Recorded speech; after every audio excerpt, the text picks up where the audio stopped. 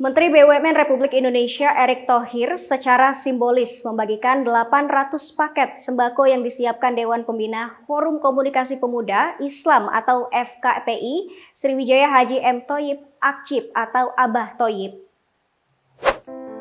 Dalam giat tersebut, Erick Thohir didampingi langsung oleh Gubernur Sumatera Selatan Haji Herman Deru.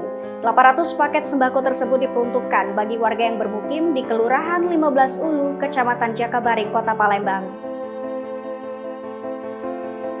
Pada kesempatan itu, Gubernur Sumatera Selatan Herman Deru menghimbau warga di wilayah itu untuk tidak resah dan panik dengan kelangkaan minyak goreng yang terjadi di pasaran. Di samping itu, dia juga meminta agar tidak membeli minyak goreng secara berlebihan sehingga kelangkaan bisa teratasi.